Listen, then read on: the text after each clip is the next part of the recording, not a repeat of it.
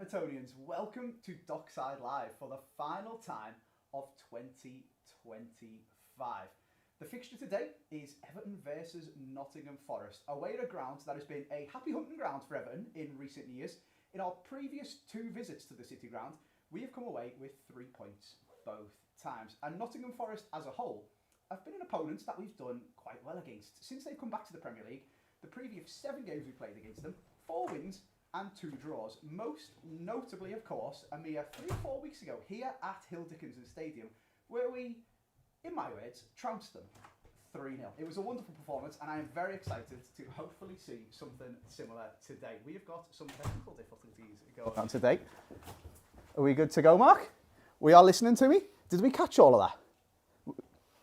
We're good. It was fine. No worries. We are absolutely delighted to be joined by the one and only Tony Hibbert today. Tony, we have got some crazy team news to talk about today. Yep. Before we jump into it, a quick reminder to all of you guys watching that this is Dockside Live.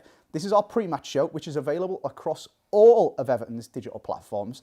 We then have got exclusive live match commentary for you if you are a member of Everton Forever Blue Plus, season ticket holder, premium member. You guys know the drill. Get on the Everton website and get involved if you want some exclusive match commentary, if you want some half-time analysis from myself and Tony, and a full-time breakdown from us as well. Now, I have just quickly mentioned that today's team news is crazy. There has been a lot of changes since Burnley a mere 3 days ago. So let's jump straight in and take a look at our starting 11 for today. In goal, of course, as always, for Everton, England's number 1, Everton's number 1, the one, the only, Jordan Pickford. And we'll be hearing from Jordan very shortly as well, so make sure you guys stay tuned for that. Making his first start since Ipswich on the 3rd of May, after coming off the bench against Burnley, is Nathan Patterson.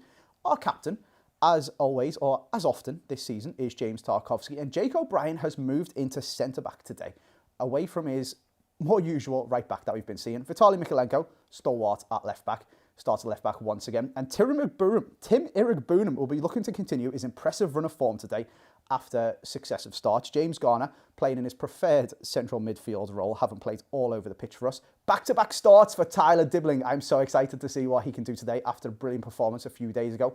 Maitland Rowe makes his first start for Everton in the number 10.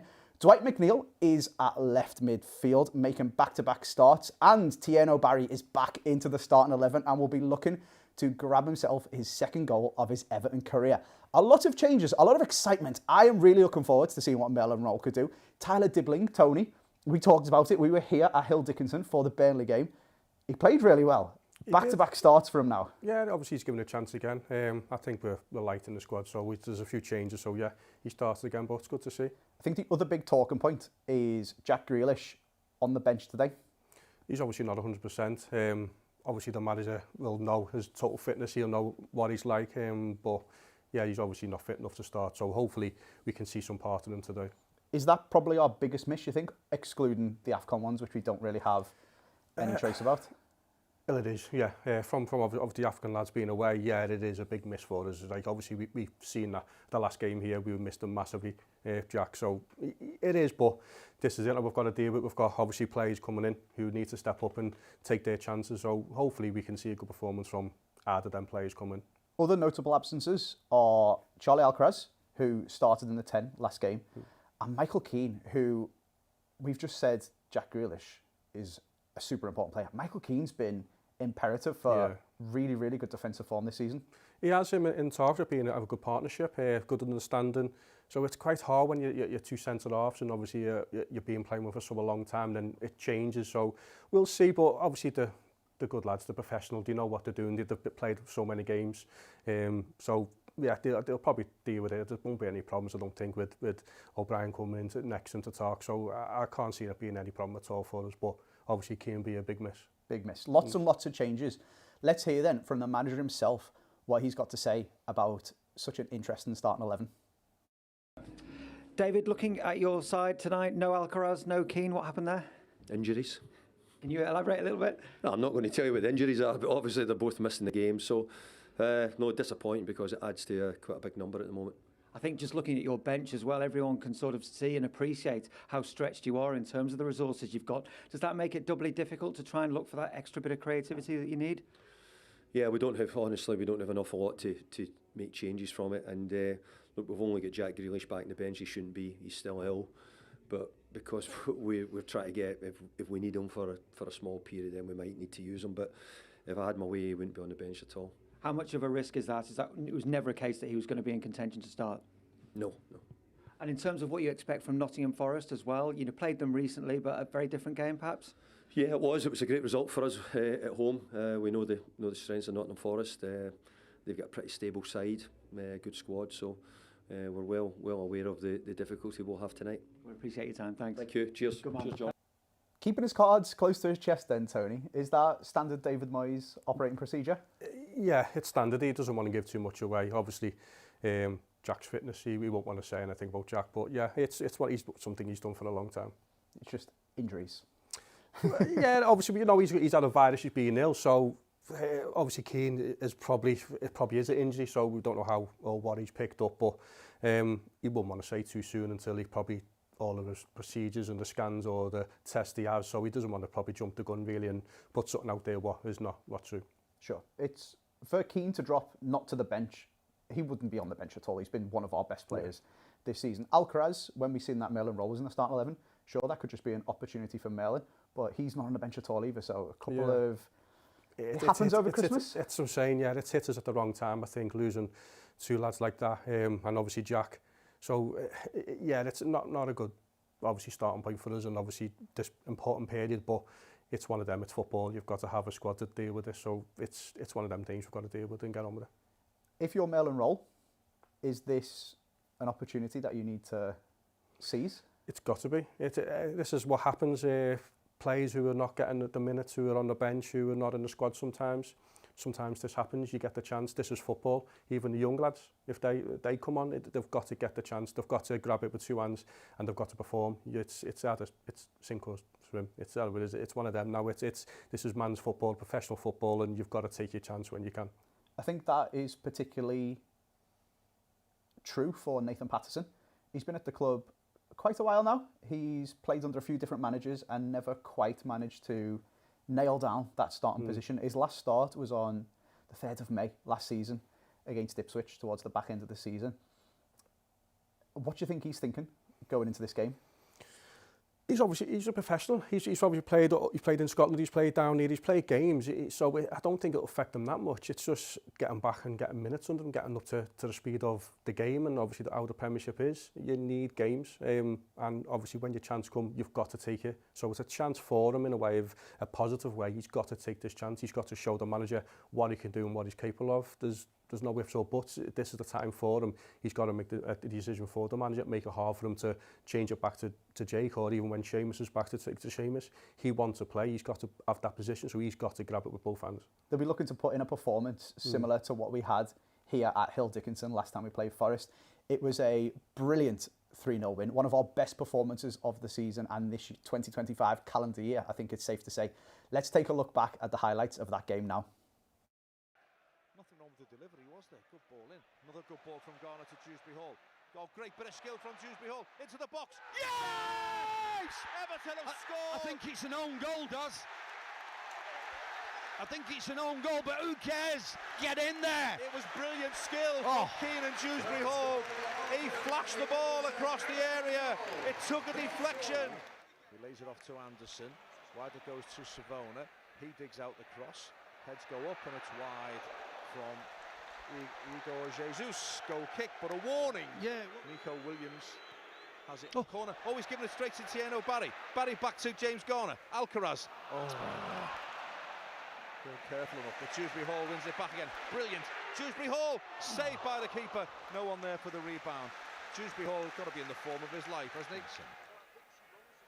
Brings the ball in field, slides it to Anderson inside the penalty area. Anderson shoots, palmed away by Pickford. It could have gone anywhere, but we're living dangerously. Here's Anderson, Hutchinson. Now then, come on, Iliman and Dye. Come on, here we go. It's 3-on-1. Everton have got 3-on-1. Iliman and Dye, Alcaraz, Tieno Barry. Barry must score. Yes! Tieno Barry scores for Everton. That's the one we wanted. That's the one we've got. Stoppage time in the first half, and Tieno Barry is off the mark.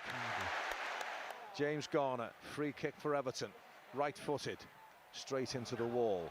Mikolenko, wide to Jack Grealish, left-hand side of the penalty area.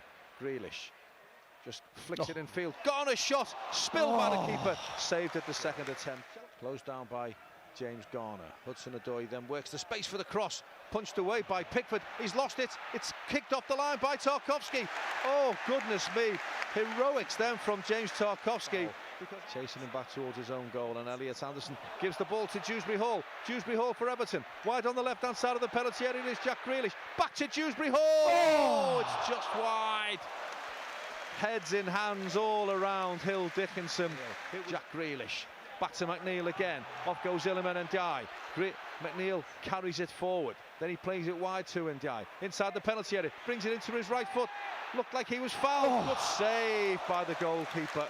It wasn't. James Garner whips in the corner. Keeper comes for it. Gets a fist on it. O'Brien touches it to Tarkowski. Dewsbury Hall scores for Everton and wraps up the points.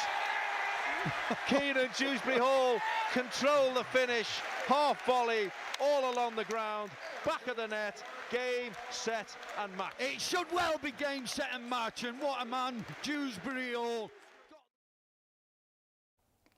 I love how biased the commentators are. I can't lie. It's so good to watch back. Whilst we're talking about amazing moments and just me enjoying biased commentary and good highlights, I think that Tierney Barry goal is probably my at least top 3 moment of 2025 as an Everton fan. It has been an amazing year for us as a club with new owners and a new stadium and all sorts of good stuff. So I want to know your guys in the comment section. Let me know if you're watching on YouTube. What is your favourite Everton moment of 2025? And I'm going to put you on the spot, Tony.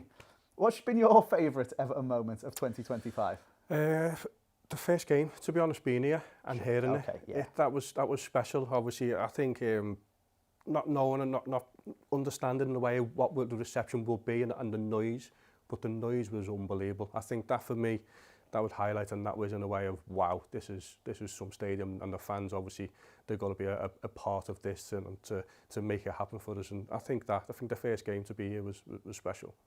Watching them highlights back, I called it one of our best performances of the year, and I think it's reasonable to say that. You could see we created so many chances. We probably could have scored 5 goals, but you can't, despite their league position, underestimate Nottingham Forest. Jordan Pickford had to make a few saves. Yeah, I think Michael Keane cleared one off the line. Yeah. They've got our former boss, Sean Dyche, who will set the team up solidly and make them hard to beat. Is it not going to be the easy game that you might think it might be, playing against someone who is just above the relegation zone today, do you think? I don't think it'll be an easy game for us. I think it'll be a tough game. They've got a good squad. They've got good players. Yeah, obviously, when we played them here at home, we built a performance in. I think the last couple of games, our performances haven't been there. I think, obviously, our last game we need a massive, big step up performance-wise. Going there will be difficult for us tonight. But this is how it is. We need to get the points. I think we need to get what we can here. I don't want to see us losing here. I don't want to see it going into the next couple of quick games coming up. But I would like to see us put a performance and get the performance back going and get more points. I think someone who always puts in a good performance in an Everton shirt is our number 1, England's number 1, Jordan Pickford. Let's take a look at Jordan's top 5 saves of this year.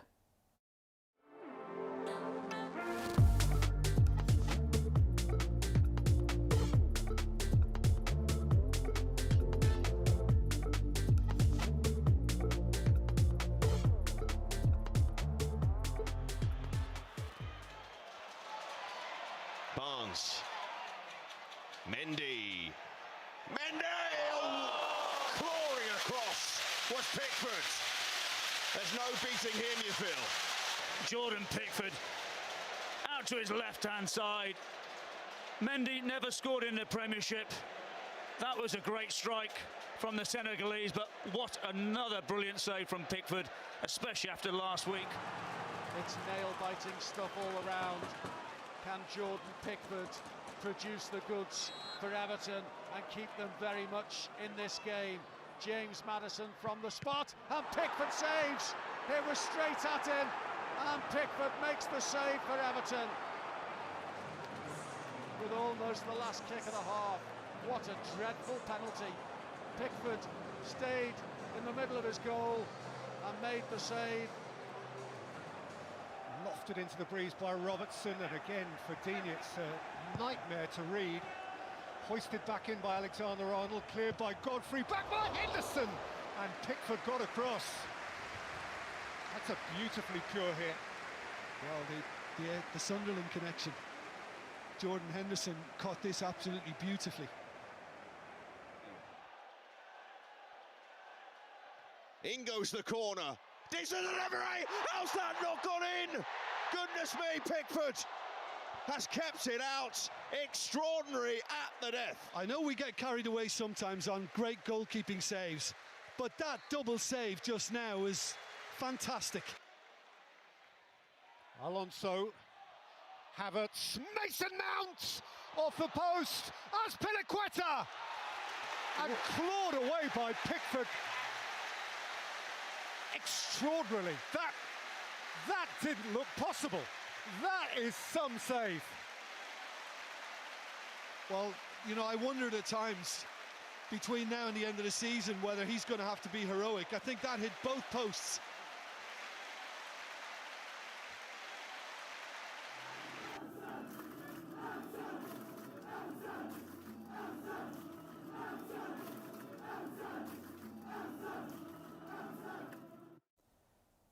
A few comments then that I can see here in the YouTube chat, mostly, to be honest with you, Tony, echoing your sentiments.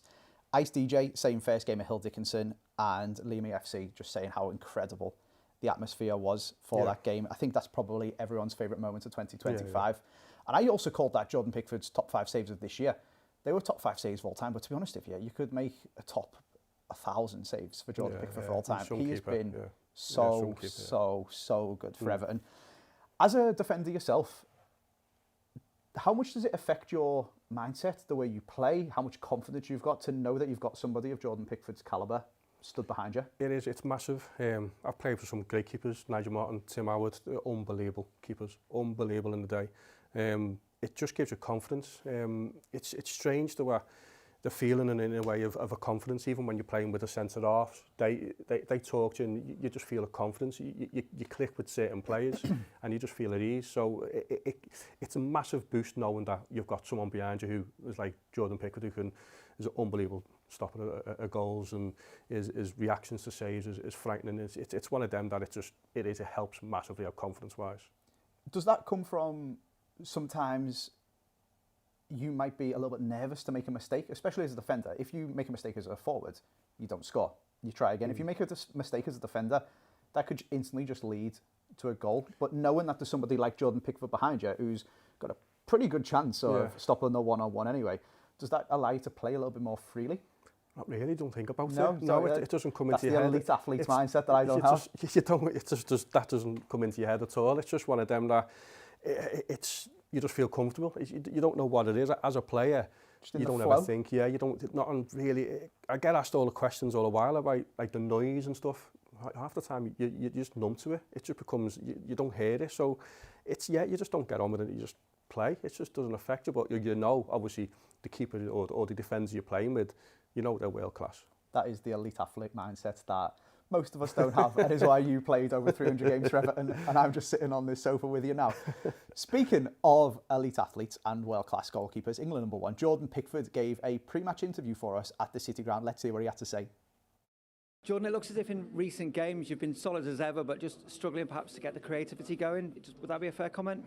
Yeah, I think being solid at the back, the Everton way, and we'd like to score more goals, but it's the Premier League, it's tough to score, it's tough to break teams down, but we've been working hard on the training pitch to try and correct that, and hopefully tonight we get some goals. And obviously with key players away, is this a good chance for others to step up though? Yeah, in football you get an opportunity, you've got to grasp it and take it with both hands, and it's good for some of the lads, and that's what team sport's about. When someone's unavailable, go and take your chance and give the manager a headache. You know Sean Dyche well, what are you expecting from Forest tonight? Yeah, I think they're playing well. I think they played very well against City the other day.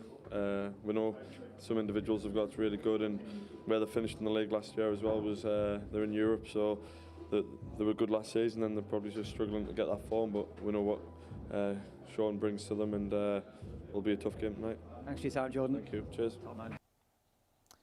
Jordan touching on how it's probably going to be quite a difficult game. Obviously, Forest are playing in Europe. They've got some really, really good players. One thing I think that we've been good at, though, is we've been defensively solid. It's just going to be that creativity going forward today and whether we can nick a goal. Yeah, obviously we lacked that last game, the creativity. Obviously Dibham was probably the one who stood out for us, but we did lack a lot of creativity in that game. I think to be honest, even this game, I think the change defensively, I'm hoping it doesn't affect us, but with people coming into it who haven't played quite a bit of football, it's one of them. It's like how's it going to unfold? But obviously the professionals, they've been at the club a long time, so they should fit in easy. But it's still in a way of seeing the number of changes we've got. It's still a bit at the daunting for us in a way of what's going to happen. Does a lot of changes when you are, even though they are professionals, it's not often that you see managers change so many. Obviously they're enforced for David Moyes today. It's usually a change here, a change there. Changing a lot of the team could have an impact, but yeah, we don't really have a choice. You don't. That's what I'm saying. We're thin in the squad, so we haven't. We can sit here all night and moan and complain about it, but at the end of the day, we've got to deal with it. This is this game. This is the sport we're in, so you've got to deal with it. But it is, as a fan, it is in a way of we are light. We do need numbers coming in. But it's one of them. It's a chance for the players who have come into the squad to step up and take the chance. Really, it's down to them to put us, make us believe in them again. If I was being glass half full, I would say bringing Nathan Patterson in at right back could hopefully create a lot more attacking opportunities for us, as well as Jake O'Brien has played at right back. Yeah. He is a centre back where he's playing today, and he's played centre back for us this season as well and done a really, really good job. Yeah. It's the balance. A natural right back will give us a balance of a back four, whereas obviously Jake's done unbelievable for us, but he is a centre half. You can't say he isn't. He is a centre half. So putting him back to his natural position is going to help him, and obviously bringing Patterson, who's a natural right back, it will give a shape and a balance to our team, which hopefully it can give us a bit more attacking option. But also you still want us to defend. They didn't delay the defenders, but it's a situation where you don't want to be in because they haven't had minutes under the belt. Really, Patterson, Jake has played obviously out of position, but with Patterson, you do need minutes. You don't know what the fitness is going to be in a way. If you can last 90 minutes, then you might have to change it again. So we don't know. We just hope, obviously. I know for a fact that he'll do well. He's a good lad. He will put a performance in for us, and he'll do us brilliant. But it's just in a way of minutes under him, as fitness-wise, as match fitness. That's what concerns me. When you are watching the game, as a former right back yourself, what is it that you notice that's the difference maybe between somebody who's filling in, whether that's Jake O'Brien, James Garner, as he's done so well as well previously, to someone who is born and bred a right back? Is it how they link up with the person in front of them? Is that going to help Tyler Dibbling to unlock a little bit extra, despite also being our... It should do, yeah, it should do, but you've got to understand who's in front of you. So obviously Tyler's in front of obviously Nathan, so it's do you want to go overlap him or do you want to leave him to take him on? You've got to understand the player who you're with, who you're in front of. Sure. So it's a partnership, like I said, when you have a partner, when you're centre off or your goalkeeper, you'll have an understanding, you just feel comfortable, you will know in certain situations when to overlap, when not to overlap, when to leave him. It's just obviously minutes, that's what helps. You've got to have minutes, you've got to play games to understand your team, and obviously Nathan hasn't had that many minutes yet, so obviously it's hard to dictate and hard to say what we're going to get out of him, but he's professional, he will do a good job for us. It's just obviously how long will he last. Hopefully we see some of the brilliance that we've seen from Tyler Dibbling in the previous game as well. We've got Mail and Roll. We're assuming we've got Mail and Roll actually in the centre because am I right in thinking when he come off the bench against Burnley, was he playing on the left and McNeil was playing in the 10? It's sort of, yeah, it sort of looked. I think he come on as number 20 and then it changed it again. So I'm not too sure. Obviously, it probably will be that. I can't see him being out wide. I just don't think that's him being out there. So I think he's more of a in the middle number 10 player. So and a defensive, what I think I've seen. So I'm not quite sure. I think we're just playing people really in positions, really just to get through it. That's how it looks like to me. Sure. McNeil, I think, from me watching it, is definitely suited to playing on the left. He's filled in on the right-hand side previously.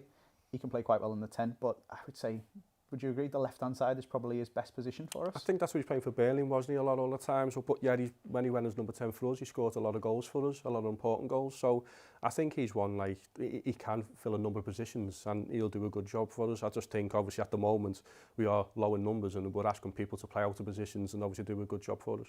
Yeah, live scenes we can see behind us at the City Ground as the players are walking out onto the pitch.